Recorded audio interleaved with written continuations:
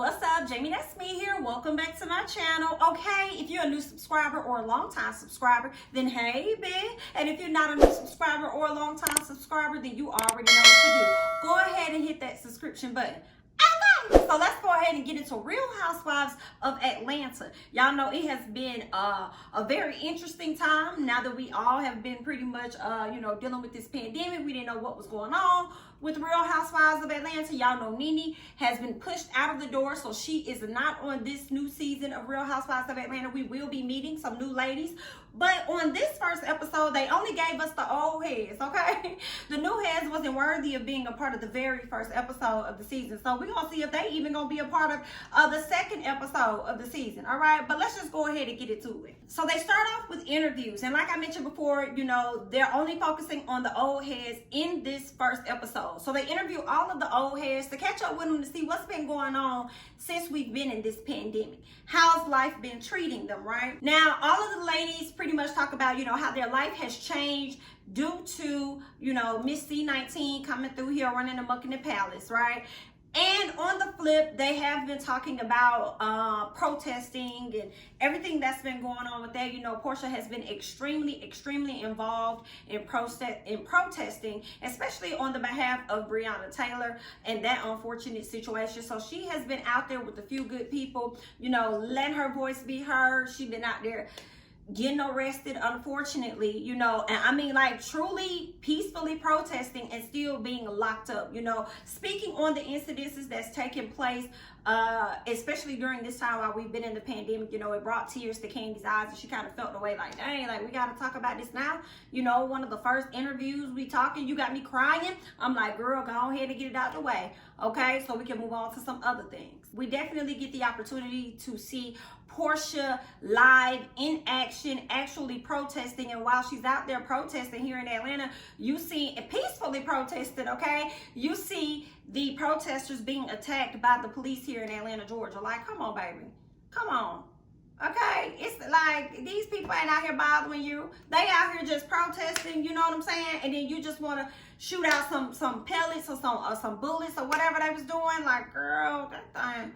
Listen, I have to give Porsha a shout out for even being out there in the midst of that. I know a lot of us have felt like, okay, it's a bit shaky. Porsha, you fake, girl. Like, we don't believe this. Even Kenya has even come out and spoken her piece about Porsha protesting for clout. But although, Porsha says that she's not here for the violence against black people, and even though she goes on her show, Chat Room, and supports the violence of Monique attacking someone else, it's like, I understand where everybody's coming from with that. I completely understand. But here's the small part where I'm trying to give Porsha grace. Because I'm just refusing to believe that Porsha would risk her freedom and her time away from her daughter that she fought so long to have in this world. Okay, see, now her beautiful daughter Pilar is here.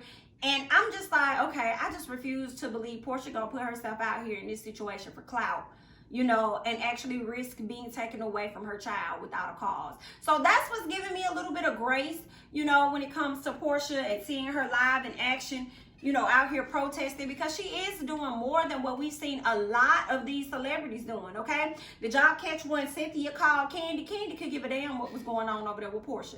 She was like, yeah, I saw that. Cynthia's like, girl, did you see that Porsha got arrested? She was like, girl, I saw that. That was crazy. That was crazy. Yeah. Cynthia was like, yeah, I called her to check on her. She didn't answer. Y'all didn't hear Kandi say, oh, okay, I called her too. Kandi said, yeah. Okay, so you can tell Kandi, not that Kandi doesn't care about the movement, but she didn't give a damn about that Porsha had going on, honey. Okay, so yeah. But like I said, Porsha has been out here doing the thing more than a lot of these celebrities out here that be team pro us. So I mean, I don't really want to knock her for that, and that's continuing to develop. And we just gonna see how that goes. But I want y'all to let me know how you feeling about protesting Porsha, okay? Or in the words of Marlo, okay, what she calls her, Porsha Luther King. So y'all let me know how y'all are feeling about Porsha protesting on behalf of us, people of color, black people. Do you believe that this is just a scheme that Ty came up with for her to come to us with the bullshit?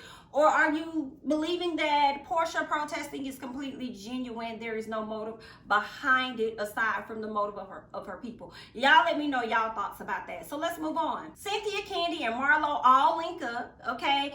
Cynthia is back in ATL. She is with her man, Mike Hill. He is there with her. She has been enjoying him during this quarantine, but she like, honey, I need to hang out with my girls. When Marlo showed up, Marlo wasn't playing no games. Marlo had the mask on. Marlo had the hand sanitizer. Marlo was equipped with everything, and I don't blame Marlo, okay? Because Marlo definitely has taken in her 2 nephews, and she got to make sure everything is all good in the neighborhood, okay? She had her little ruler out there like, girl, this is not 6 inches. You're going to have to get the far away from me, honey, okay? So it was cute to see them interacting everything. They bring up Kenya. They want to know what's going on with Kenya. Cynthia tries to reach out to Kenya, but of course it was a bit shaky with the signal, okay? And that's how it be, you know, when you FaceTime people, my mom be FaceTiming me at the wrong times, and it's like, girl, this signal is going out. Just call me on my phone, okay? So Cynthia tells Marlo to call her, and Marlo said, girl, you sure? Okay, because she probably got me blocked, honey. You know motherfucking well. Marlo still, Kenya still has Marlo blocked, okay? She may be unblocked now, but you knew, Cynthia, that she still had that lady blocked, okay? Why you ain't tell Kandi to call her? Okay, you was trying to be funny. Kenya is headed to see an attorney, okay? She wants to know all her options before she actually files for either separation or divorce from Mark. She has tried with Mark. Mark keep giving her the 3rd degree.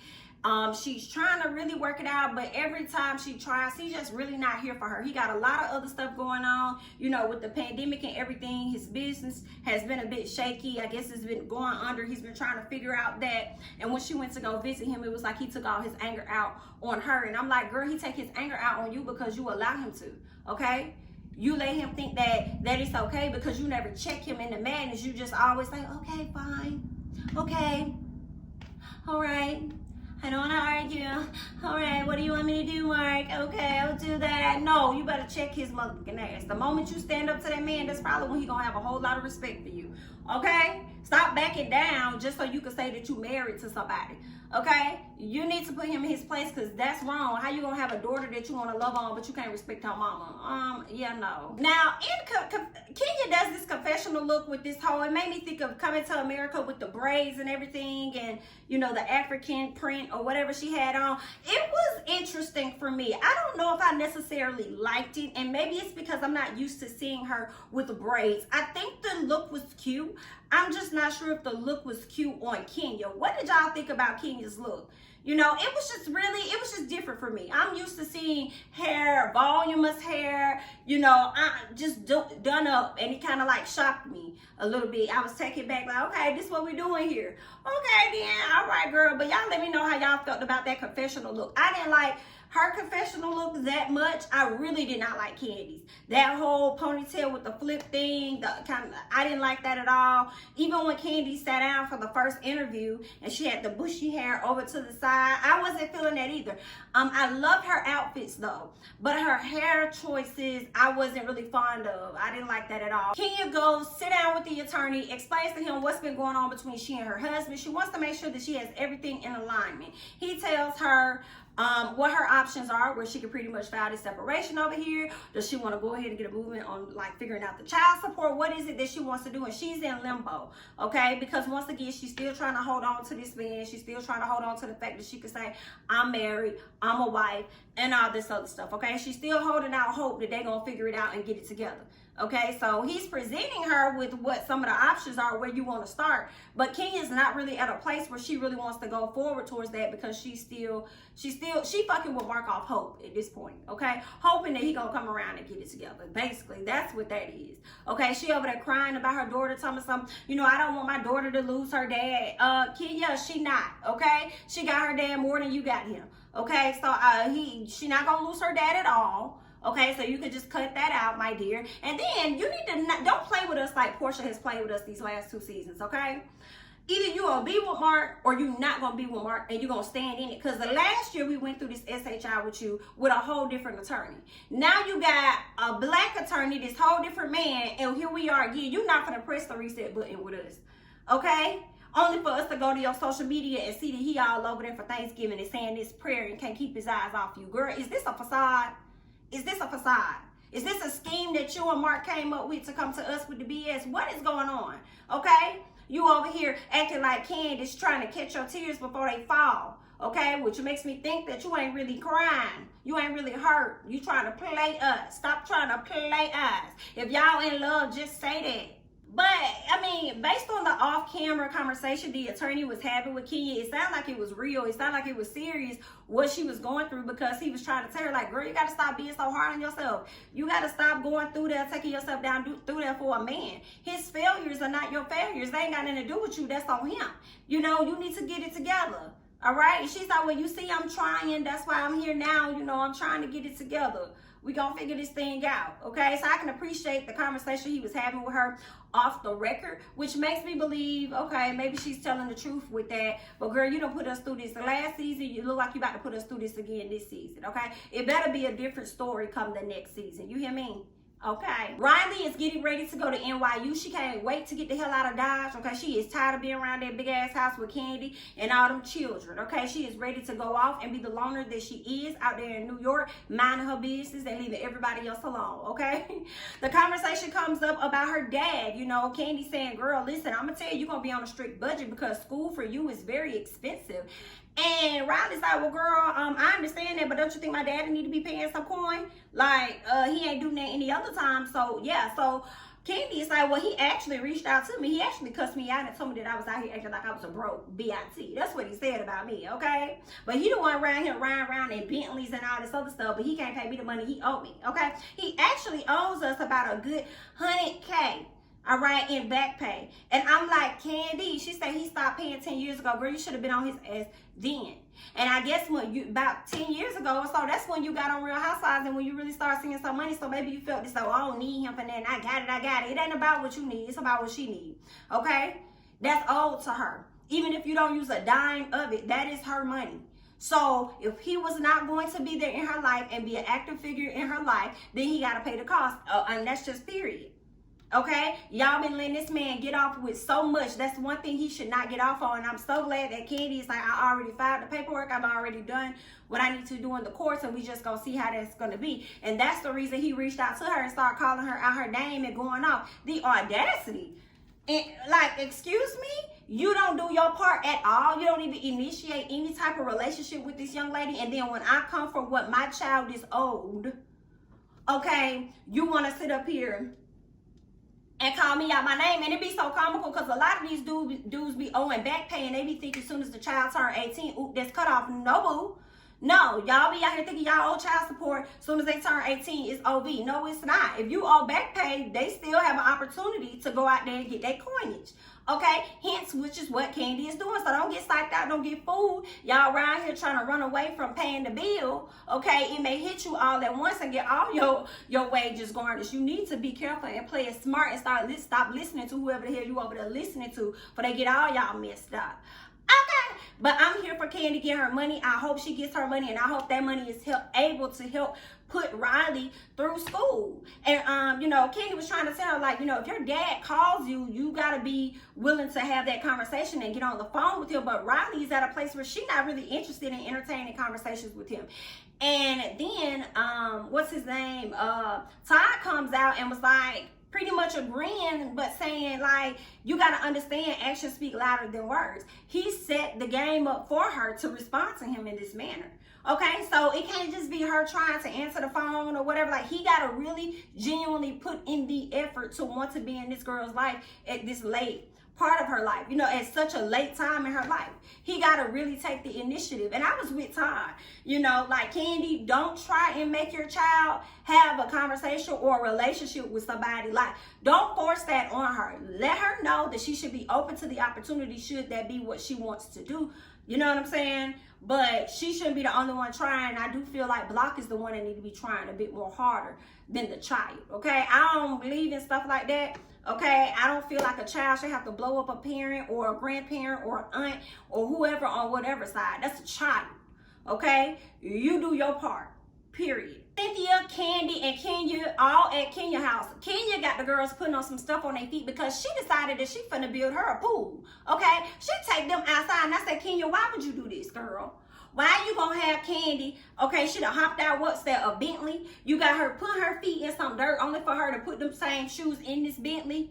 Okay, and then she about to truck these same feet into your house. No, ma'am. Y'all could have started in the house. Why you had to be on the outside, girl? Okay? That was silly. That was silly to me, girl. All these windows you got around Moore Manor, girl, we could have looked down on this. I didn't have to be down here with this stuff. Okay, let me go in the house. All right. But she's getting this jacuzzi and this pool built. She got Brooklyn little play area and everything she's working on. And she says she's getting it built now because that's what she wanted. And Mark didn't want one. And now that he's not living there anymore, you know, she can do what she wants. It's like, ma'am, excuse me, knock, knock, who's there? You, come here. You know, well, that man ain't never leave at that house. We've seen the closet, okay? We've seen the closet. The closet was so empty, you would have thought when Nene yanked on the damn producer, it was her closet she was trying to keep us from looking at. That closet right there with all them empty clothes in there, okay? So, girl, no, ma'am, we know that man never lived at that house. So you ain't finna try and do us like this. Okay, so they go inside, they're sitting down, talking, catching up, talking about how quarantine has been for them. All of the ladies that pretty much put on some weight, that's what quarantine does. You know, it looks like they done got all that weight up off them, so shout out to them for that. Of course, Kenya brings up her man Mark and her going to see him and while they were in New York and how he was just so dry and cutthroat with her. She couldn't stand it. Cynthia's just like, girl, I don't like how he talked to you. You know, but if that's what you want and you want to be there and be in love with him, then I'm here for it. And if that's not what you want, then that's not what I want for you either, you know. And then Candy's like, yeah, girl, like, you over here trying to decide on what you're trying to do, but y'all been separated for 10 months. And then Kenya's like, but that's because of quarantine. I said, what the fuck? That's because of what? They must have cropped something out of that scene. Okay, they must have edited something out because I know you didn't just say that y'all have been separated for 10 months due to quarantine. Girl, then y'all start filming this show back in May. Okay, when did quarantine happen in Atlanta? Around March 15th? Girl, you're not finna sit up here and goop us on this. Okay? You're not finna do it. You just not gonna do it. I don't know what's going on with you, Kenya, but you're not finna get on here and tell us these lies, okay?